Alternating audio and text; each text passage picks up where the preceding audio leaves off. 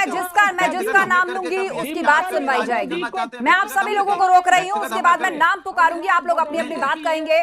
सबसे पहले विशाल चौधरी जी, राजनीतिक विश्लेषक जिन्होंने अभी तक बात नहीं रखी, आप सभी लोग शांत हो जाइए। विशाल चौधरी जी, अब आप मुझे बताइए कि एक तरफ बीजेपी और उसका गठबंधन दल है, एक तरफ इंडिया ब्लॉक है, इंडिया गठबंधन है, उसके दल है जो पूरी तरीके से पिछड़े और अल्पसंख्यकों की राजनीति कर रहे हैं, और बीजेपी के गठबंधन दल ऐसे हैं जो पूर्व में सपा के साथ गठबंधन में रह चुके हैं। उनको भी संदेश पहुंचाया जा रहा है कि भाई आपकी वहां कदर नहीं हो रही। दूसरी तरफ बीजेपी है, वो हमलावर है, वो कह रही है आप कहां प्रचार करने जा रहे हैं, आपका जनाधार ना यहां है ना वहां है। देखिए, मैं कहना चाहता हूं कि ओम प्रकाश राजभर जी ने एक बयान दिया माननीय अखिलेश यादव जी के लिए कि उनका बिहार में जनाधार नहीं है या कहीं और जनाधार नहीं है। ये एक ओछी मानसिकता का सबूत है।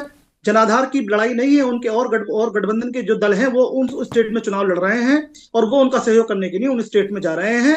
और रही राजभर जी की बात, मैं तो ये कहना चाहता हूँ सीधा सीधा 91 में चुनाव लड़े, 96 में चुनाव लड़े और बहुजन समाज पार्टी के जिलाध्यक्ष रहे, उसके बाद अपना दल में रहे और उसके बाद ओम प्रकाश राजभर जी समाजवादी में रहे। तो मैं तो ये भी कहूंगा कि जिस दल में वो गए उसका ही उन्होंने बेड़ा गर्क कर दिया। जिस दल में वो रहे वो दल ही खराब हो गया। तो मतलब आप अभी तो वो बीजेपी के साथ है ना, भारतीय जनता अभी तो ओपी राजभर जी बीजेपी के साथ हैं। देखिए, मैं ये बताना चाहता हूं आपको, दूसरी बात ये है कि आज वो बीजेपी के साथ ये बात कर रहे हैं, कल वो समाजवादी के साथ बात करते थे। कल माननीय नरेंद्र मोदी और माननीय मुख्यमंत्री योगी आदित्यनाथ के लिए खिलाफ बात करते थे, उनके लिए कहते थे और ऐसे शब्दों का इस्तेमाल करते थे जो राजनीति में कहने वाले नहीं होते हैं। लेकिन मैं राजभर जी को यही सुझाव दूंगा कि राजनीति में कुछ ओछी मानसिकता वाली या कमजोर बातें नहीं की जाती। रही दूसरी तरफ भारतीय जनता पार्टी और माइनॉरिटी की बात, नहीं, लेकिन ओपी राजभर जी को बहुत ही मौके का फ्लिपर भी कहा जा सकता है। आप देखिए, जब उम्मीद थी उनको कि शायद सपा के साथ थे ये लोग और सरकार आ जाएगी, फिर बीजेपी के साथ आ गए, सरकार आ गई।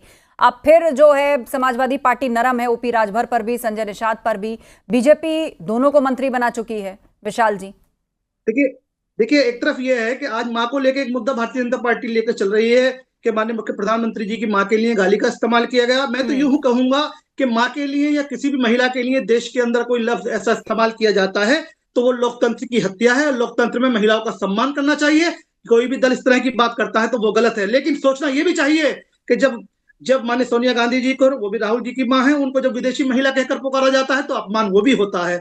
जब माननीय इकरा हसन माननीय पार्लियामेंट की मेंबर है, जब उनका अपमान किया जाता है तब भी लोगों को आवाज उठानी चाहिए। एक तरफा आवाज की बात नहीं होनी चाहिए। इसमें राजनीति ध्रुवीकरण नहीं होना चाहिए। अगर महिला के सम्मान की बात है तो वो किसी भी दल में हो, किसी भी पार्टी में हो, वो महिला है, उसका सम्मान होना चाहिए। हमारा लोकतंत्र इतना खूबसूरत है, वो कहता है कि महिलाओं की इज्जत करना, महिलाओं का सम्मान करना, ये हमारी परंपरा रही है। हमारे देश के राजभर जी ने हम महिलाओं को सम्मान देते हैं। लेकिन दोहरी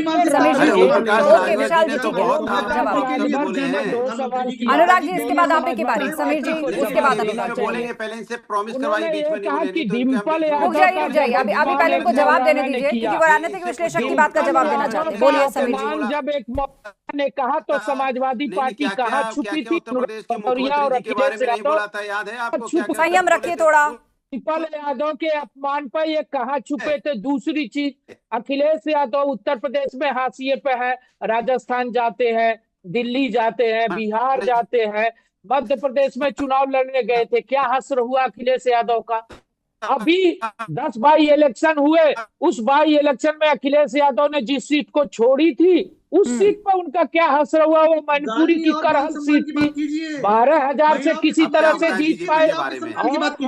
अपमान होता है मोदी जी की स्वर्गीय माता जी को गाली देना, कांग्रेस के मंच से गाली देना। जिस यात्रा में राहुल गांधी शामिल है, जिस यात्रा में तेजस्वी यादव शामिल है, ये गलत होता है। इस पे कानूनी कार्रवाई होनी चाहिए, कड़ी से कड़ी सजा मिलनी चाहिए। लेकिन बीजेपी के नेता जो गलत बात बोलते हैं, जो मां की गाली देते हैं, जो बहन बेटियों की सीधा बोलते हैं, उनके बारे में कार्रवाई कब होगी ये बता दीजिए। हम तो कहते हैं कोई व्यक्ति अगर महिला का अपमान करे उसको जेल में डालिए, उसपे कार्रवाई कीजिए। लेकिन अनुराग जी, सुधा जी, फिर समीर जी, आप लोगों के पीछे भी बोलेंगे। सरकार में जब इतने बड़े उनको पद 10 पे सेकंड बैठे बात लोग पूरी व्यक्ति करने के दीजिए, बारे फिर में वो कोई आपके व्यक्ति पीछे भी ऐसा बोल बोलेंगे। सकता है तो सोचिए आम घर की महिलाओं बहनों के साथ क्या अपमान हो रहा होगा इस देश के अंदर।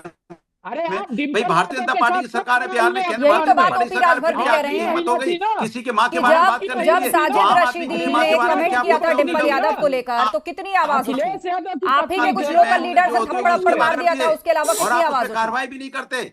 अगर आप कार्रवाई कर देते तो आज ये बात नहीं होती। अगर आपने जिसमें जाखड़ा जी ये कह रहे थे, आपके बीजेपी के सांसद जाखड़ा जी, हमारी 26 बहनों को सिंदूर उजड़ा था, उस समय अगर वो ये बोल रहे थे उनमें वीरांगना का भाव नहीं है, अगर आपने कार्रवाई कर दी होती तो आज हिम्मत नहीं जुटाता कोई। अगर आपने उसमें जब आपके एक प्रवक्ता, राष्ट्रीय प्रवक्ता बीजेपी की जब माँ के बारे में बात कर रहे थे, आप सब बोल रहे थे, कार्रवाई कर दी होती तो आज इस तरह की घटनाएं नहीं घटती। अगर आपने इकरा जो व्यक्ति इतने शब्दों का इस्तेमाल कर रहा था, आपने मैं जिसका नाम लूंगी तो आज ये बात नहीं होती। मैं जिसका नाम लूंगी उसकी बात सुनवाई जाएगी। सुधा मिश्रा जी, बहुत बहुत आभार आस्था जी। दिक्कत इस बात की है ना, मैं तो लगातार कह रही हूँ कि अगर कोई व्यक्ति मंच से गाली